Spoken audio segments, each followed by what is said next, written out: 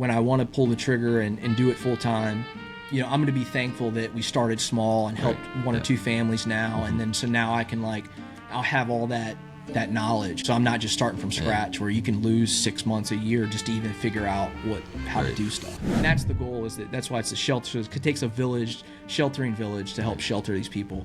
And the key is really about the kids, you know. Of course we care about the adults and stuff like that. They're the ones that have no choice in this. Completely innocent. Completely innocent. Yeah. That's kind of my big passion. You know, I have a goal. It may be extended out an extra year or so, but my goal is in like 3-4 years to stop doing real estate for profit. I would love to do full-time nonprofit. Yeah. To use my skills, like that's my goal, is to stabilize myself where I can check the box off on, hey, I got this portfolio, hey, I've done, and I'll still do deals. Doesn't mean I won't. I do a handful of deals a year. But I would love to use my skills in capital raising, my relationships I've built with, you know, private companies and landlords, and even connecting, you know, the government, because, you know, the state government, federal government. I've had conversations with HUD, the people. I've talked to these people, and this has taken years of time and of just thinking in silence and stuff. There are a lot of great charities and stuff like that. But one of the biggest reasons why people don't do this, or why it's not incentivized, is because there's no money in it.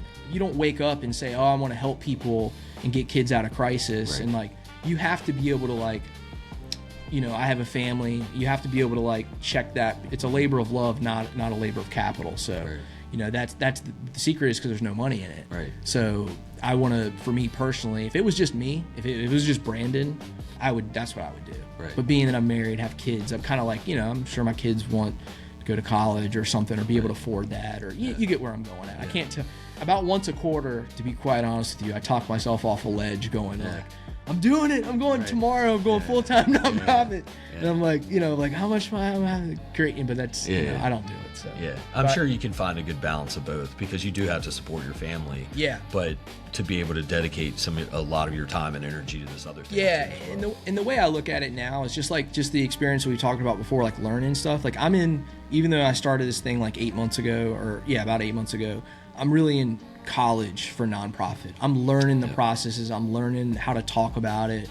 I'm learning I just set up our payment thing. So, you know, whatever. I don't even know how to do all donations. Yeah, donations and stuff. So I don't even know how to this is all new to me. And just the way to do it is just to do it. And you fail forward. Right. You know, so that's a side thing that I've been doing, and I'm really passionate. It's kind of and I'm thinking I'm trying to think ahead, you know, 3 to 5 years from now, when I want to pull the trigger and do it full time, you know, I'm going to be thankful that we started small and helped one or two families now. And then, so now I can I'll have all that knowledge. So I'm not just starting from scratch where you can lose 6 months, a year just to even figure out how to do stuff. I'll tell you, man, helping one family and one set of kids is more than most anyone would do in their life.